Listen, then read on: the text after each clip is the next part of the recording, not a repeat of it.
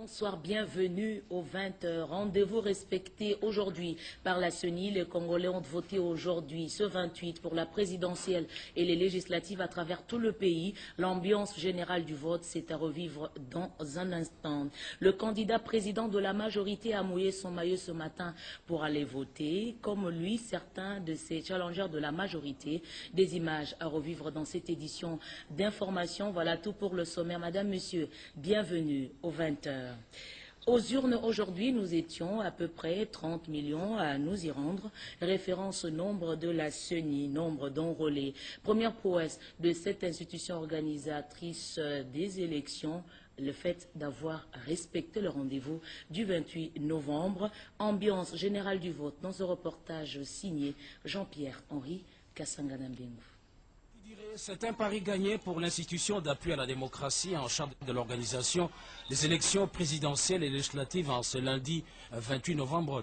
Le pessimisme dont a fait montre une certaine opinion vient d'être balayé d'un revers de la main.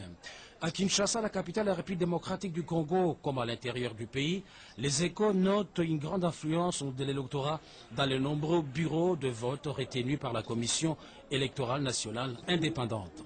Le doute attendu sur la disponibilisation maximale du matériel électoral ne justifie plus son fondement, comme par ailleurs la représentation des témoins des candidats en lice à la présidence de la République et à l'Assemblée nationale.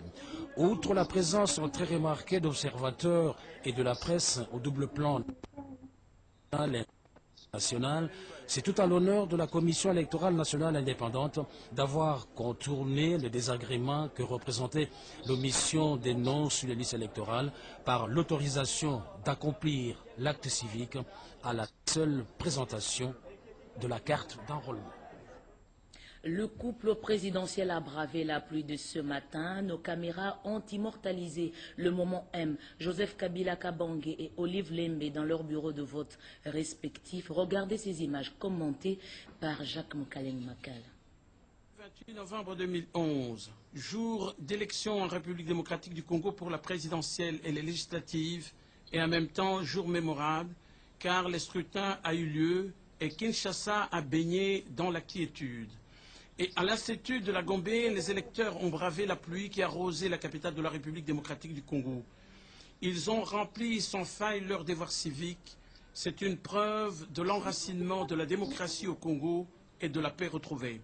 Le message à la nation du chef de l'État la veille a porté ainsi ses fruits. Les observateurs nationaux et étrangers disséminés partout, un bataillon de preneurs d'images à l'affût de fraîches nouvelles sur le déroulement de la présidentielle et des législatives, ont été des témoins privilégiés de l'événement du jour. Dame la pluie était au rendez-vous comme en 2006, pendant que le président de la République, Joseph Kabila Kabange, accompagné de la première dame, Marie-Olive Lembe Kabila, de sa fille Sifa et de son fils junior Laurent Désiré Kabila, arrivé au bureau de vote G, où il s'est acquitté de son devoir de citoyen sous la conduite de Bissibou Nama Wassé, président du bureau.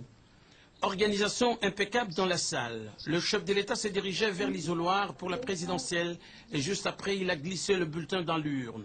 Tout un symbole de sa volonté tenace à cimenter la démocratie. Le même acte a été posé pour les législatives. Sous le feu des caméras et le crépitement d'appareils photo, la presse a ainsi immortalisé l'événement, un pari de gagner.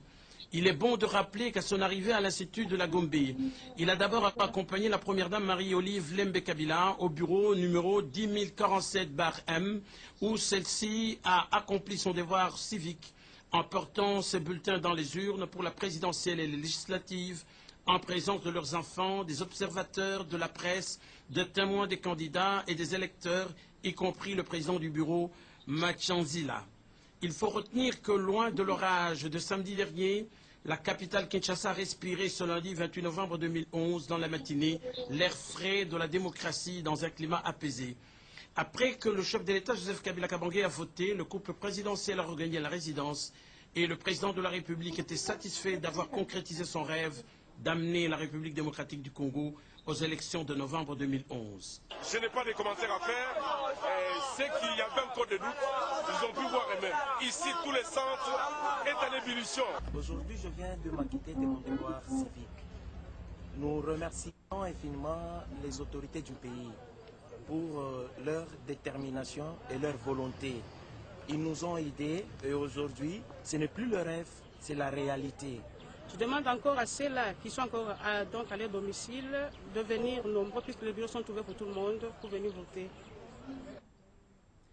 On le croyait mort. Antoine Gizenga est apparu ce matin devant les caméras à Saint-Raphaël. C'est là qu'il a rempli son devoir civique. C'est un cinglant démenti pour couper court à toutes les rumeurs faisant état de son décès. Léon Kengo Adondo, Vital Kamerhe, tous deux candidats présidents, ont également voté à Kinshasa. C'est tout le peuple congolais qui attendait cette date fatidique et historique de sa destinée le 28 novembre 2011, jour des élections présidentielles et législatives en RDC. Les caméras de la RTNC n'ont pas manqué à ces grands rendez-vous. Partout où elles sont passées, ont rencontré quelques personnalités du pays. Par exemple, Antoine Gizenga, secrétaire général du PALU, et ancien Premier ministre, a répondu à son devoir civique au bureau de vote installé au collège Saint-Raphaël de Limete. Il a demandé à toute la population à l'âge de voter de suivre cet exemple car avec l'organisation régulière des élections, le pays s'affermit sur la voie de la démocratie. Le président de l'Union pour le réveil et le développement du Congo, Kakese Malela François Nicéphore, a lui aussi rempli son devoir civique, plus précisément dans le bureau de vote installé dans l'enceinte de l'église Armée du Salut à Assosa. Quant au président du Sénat, Léon Kengo Wadondo, qu'accompagnait son épouse, il a voté à l'Institut de la Gombe. Pour lui, c'est un acte important pour notre pays. Un pays qui n'a pas besoin des troubles, mais plutôt de la paix.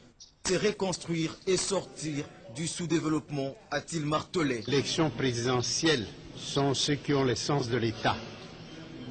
Et ceux qui ont le sens de l'État doivent éviter les troubles de l'ordre public. Et moi, je suis un homme de paix. Dans un autre décor, le président de l'UNC, Vital Kamerhe, a lui aussi accompli son devoir civique à l'Académie des Beaux-Arts. Nous sommes là dans la commune de la Gombe. Accompagné de son épouse, en présence de son état-major, il a suivi toute la procédure normale. Il en est sorti satisfait sous l'œil vigilant des observateurs électoraux. Malgré Dame la pluie qui était au rendez-vous, le directeur général de la RTNC, Christophe Kolomonindjibou, a également rempli son devoir civique comme tout patriote. C'était sous la pluie, signe de bénédiction, dans la commune de Bandalungwa, au centre Bobokoli. Coïncidence. Nous avons rencontré le vice-président de la CENI, Jacques Njoli, qui faisait la ronde de quelques bureaux de vote. Toujours dans la commune de Bandalungwa, plus précisément à l'Institut Ango Ango, c'est là que le directeur général adjoint de la RTNC, Madame Nicole Dibambou Kitoko, a retrouvé son nom pour voter en toute quiétude.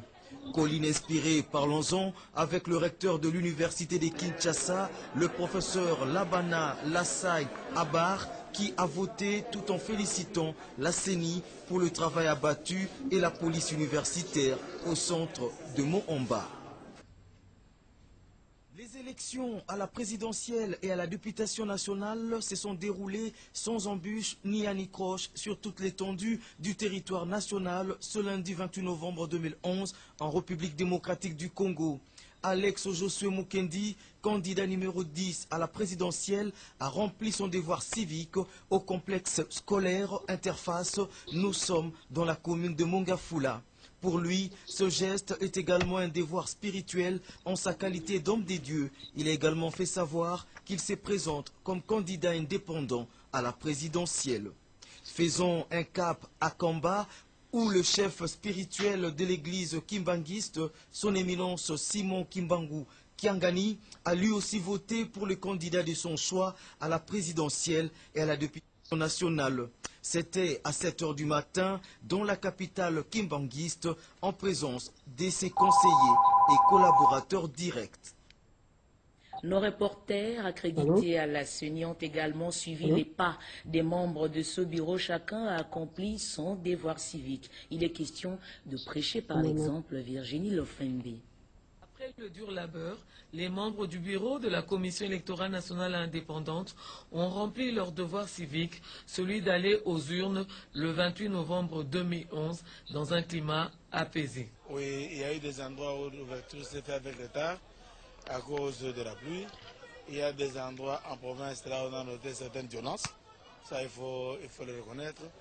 Mais généralement, tout se passe bien. Mais ce n'est pas encore le moment de déclarer mission accomplie. Voter, c'est un droit civique, c'est un droit fondamental, c'est un droit important parce que ça nous permet de choisir ceux qui, n'est-ce pas, vont nous aider à conduire notre pays dans les 5 ans à venir.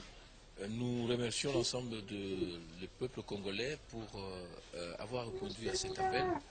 Et je dis que pour la Commission électorale indépendante, nous allons fournir un effort afin que tous les Congolais votent librement pour des élections crédibles, transparentes et apaisées. Alex Mukendi, candidat président numéro 10 et non numéro 2, comme je le dis tantôt. Monsieur le vice-président, je reviens à vous. Alors, vous étiez en train d'énumérer les incidents qui ont eu lieu un peu partout à travers le pays. Un mot sur Mbuji-Mayi, il y a aussi le Bas-Congo sur la liste. Oui, mais il faut voir tout ça dans une globalité. C'est-à-dire que nous avons 63 685 bureaux de vote.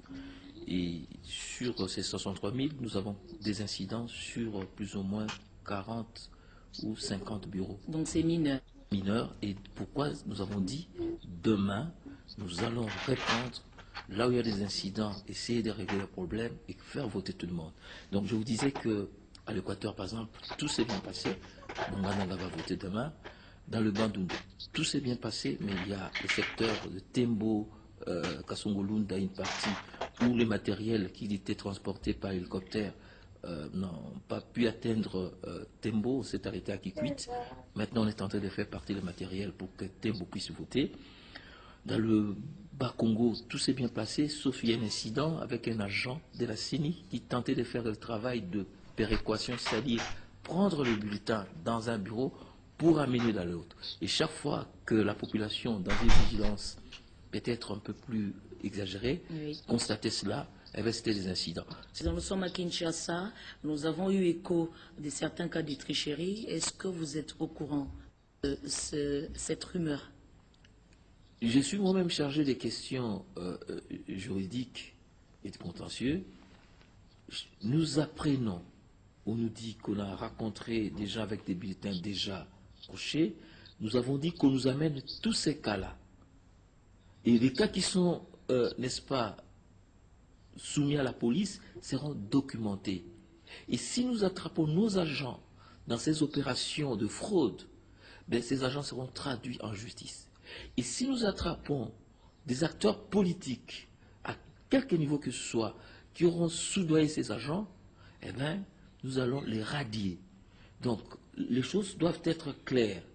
Nous avons reçu des personnes qui sont venues avec des agents. Très souvent, c'était soit des agents qui avaient des documents sensibles, mais qui n'étaient pas convoyés par la police. Nous avons travaillé dans des conditions très difficiles. Il est vrai que la fraude existe, mais nous avons mis les conditions pour bloquer la fraude, notamment par la présence des témoins, des observateurs nationaux et internationaux et des journalistes. Et je peux vous assurer qu'il y avait beaucoup de témoins aujourd'hui. Il y a eu beaucoup d'observateurs et nous avons même des difficultés à gérer le flux de témoins. Beaucoup de témoins plus que